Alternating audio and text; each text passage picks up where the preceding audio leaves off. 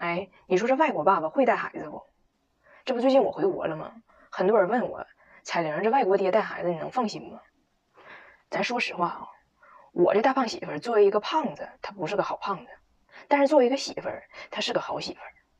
作为孩子爹呢，我对他的爹格很知足。但是从养孩子的观念上呢，俺俩还是有这个中西家长育儿观上边的差异的。比如说啥呢？比如说他从来不会给孩子盖被。你是不是想说当爸的心都粗？哎，我刚开始也这么想的。后来去加拿大，发现我婆婆也这样。再后来，我发现我身边所有的父母，就我自己晚上起来给孩子盖被。有一次我去婆婆家嘛，我婆婆让孩子跟她一屋住。早上起来我上楼去看，她自己搁那夸夸给自己美甲呢，那家差点窜出火星子那家伙。孩子亮个小白肚，被全踹下去了。我就赶紧给盖上，我说这么睡肯定得感冒啊。我婆婆呢非常不解，跟我说，她如果冷她自己会处理的。我当时就有点想扇她，你知道不？我寻思孩子不到2岁，你咋不说他如果冷他应该自己给自己织条毛裤腿呢？但是我跟我身边任何一个外国人吐槽这个事儿的时候，他们的一致诊断结果都是我有焦虑症。就在他们之中就我这辈的人也好，我父母那辈的人也好，就在孩子已经不再需要晚上你给他喂夜奶了以后，就没有一个人想到过说半夜起来看看孩子踹没踹被这个事儿。我就问他，我说那孩子晚上要是踹被了，他不冷吗？他们的回答统一的逻辑是这样的：不喊的健身男，那就是你不够猛；不喝的老丈人，那就是你不会捧；不见的嘟嘟唇，那就是你不会整；不醒的踹被娃，那就是他不够冷。所以他们都这么认为，真冷了他就醒了。那我们大人也是需要休息的。咱再说孩子上学中午带饭这个事儿，如果要是我准备呢，我肯定是头一天晚上给他做出来，那咱整的得差不离儿，对不？如果要是我老公准备呢，那肯定是早上就是准备上学手忙脚乱的时候，他随手霍吧出来一个什么玩意儿。基本上呢就是三明治、面包抹点沙拉酱，完夹片火腿，完了。就这个活我还是那句话，咱说只要我妈的泰迪不喝醉，我姐的萨摩不心碎，我四舅爷的母猪不宫寒，我三爷姥的王八不崩溃，就这点活肯定能给你干出来，就是一点挑战性都没有的这么一道料理吧，就是。所以我就问我老公，我说你就不能说再多花点功夫，稍微上点心吗？人家的回答是：第一，那大伙中午都吃凉三明治，咱也不能说简单的美味它就是可耻的，对不？那你说你一天臭豆腐拌大米饭，你燥的直冒汗；老干妈下白面条，你香的直掉毛。咱也没看着说你臭豆腐上边非得点个鱼子，你老干妈里边非得雪个鹅肝儿，对不？你那不也是简单的美味吗？第二，那我中午上班，我给我自己准备午饭，也就是简单夹个三明治，我也没有时间给我自己整复杂的。那孩子跟我一个待遇，这不是很正常吗？你还别说，国外这白人小孩还真都是吃凉三明治长大的。国外的家长呢，基本也都是像我老公这么想。你说我以前寻思是不是外国人他老人不帮带孩子，年轻的父母们太忙了？其实也不是。你像我婆婆是在她最小的孩子上初中以后，她才去工作的。但是我老公他几个也是从很小的时候就开始自己早上起来夹好三明治带上学校。就是作为全职的家庭主妇，我婆婆也从来没觉得说自己有这个义务早上早起来1个小时给孩子们做顿热乎的好饭。还有你去国外的餐馆看他们点菜，那可能爸爸妈妈点了一瓶好的红酒，然后俩人可能整个惠灵顿牛排啥的，那孩子的菜单上就是土豆泥、薯条、焗马铃薯，反正就跟土豆较劲。他们的理由很简单，就孩子的味蕾他又不会享受高端食材，为什么要浪费钱？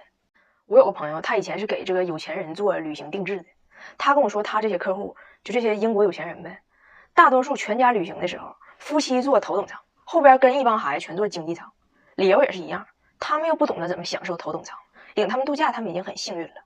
完经济舱呢也有这种情况的，就孩子小嘛，没有座嘛，父母在座上那俩睡的四仰八叉的，给孩子放地上了，在地上睡。反正飞机上这个地呢也不算凉，但让我妈看着了，那给我妈气的，就差点上那管人小两口要孩子，要给人领养着。我呢先来试试水，看看这个话题你爱不爱听。你要是爱听呢，我就再跟你深度唠扯唠扯我婆婆他家更极端的育儿观。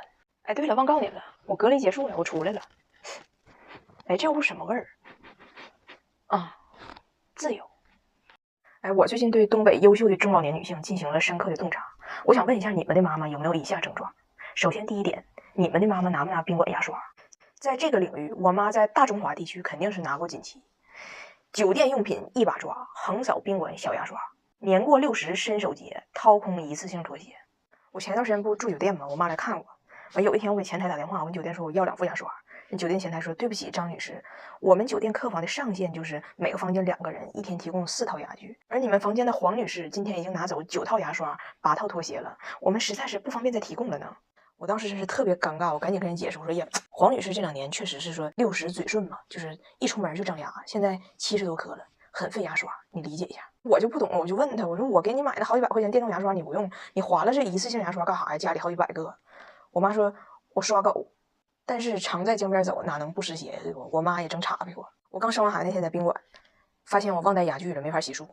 我妈得意而傲娇地看了我一眼，从她包里翻出了一个一次性牙刷，上边还写着宾馆的名字绿百合。紧接着她又得意地翻出了一管小牙膏，然后就开始往那牙刷上挤，但就啥也挤不出来。我说：“我来吧，妈。”我妈说：“你产后虚弱，你挤不出来。”然后我就看她使劲搁那挤呀挤呀，就不出来，最后脑袋出汗了，最后好不容易挤出来一点，还是黑的。我说：“妈，这牙膏咋这色儿呢？”我妈说：“那酒店好呗，竹炭的。”我听着我就感觉绿百合也不像是能提供竹炭牙膏档次的酒店呢，咋的不也得是个就紫竹园啥的吗？后来我看挤得太费劲了，我说别挤了，够了，结果往嘴里一放，气味刺鼻熏天，口感极度黏腻。后来我一看才整明白，这个牙刷呢是绿百合酒店的牙刷，这个牙膏呢是我住的酒店的鞋油。我妈肯定是拿人家这9双拖鞋的时候，想给人家这一次性拖鞋做个 SPA。第二个特点，天可塌，命可毁，必找东西河南北。来北京陪我那些天，真是天天你带他游山，他找北；你带他玩水，他找北；带他享受摁个腿，他要先找哪是北。你问他峥嵘青春怎无悔，他说先找到北，找到北。最有意思的是，就是他们对这个东南西北依赖到什么程度呢？就有一天我妈跟我唠嗑说：“哎呀，妈看你一天可辛苦了，妈看你我上火牙都疼。”我说：“你哪颗牙疼？”我妈说：“我不去年拔了一颗牙吗？”我说：“是啊。”我妈说：“你就那颗牙东边那颗，东边那颗。”最后一个特点呢，就是逼人吃饭。他主要不是光逼你吃饭，他把你当傻子。有一次我点外卖，一份外卖饺子15个，我吃了12个，还剩3个的时候，我去接了个电话，结果回来的时候盒里又变回剩10个饺子了。我说：“这个外卖这个粉色的盒好哎，长饺子。”我妈说：“你刚才就吃了5个，你还得吃。”我说：“妈，你刚才往里加这个饺子的色儿不一样，你看不出来吗？”而且我一下桌就给我加汤，那一碗又一碗，我再也不想喝汤了。在这种高压的喝汤节奏下，我觉得我也说了，奶水也就那么回事儿，主要是营养都从我脸上出来了。我每天早上现在脸上的油就可以用勺刮，足够油焖个尖椒啥的。就你们懂，一脸的油换一脸的哀愁，一脸的哀愁化为一鼻子的黑头，一鼻子黑头穿过你那200瓦的粉底液呀，搅黄了多少次小帅哥的回眸。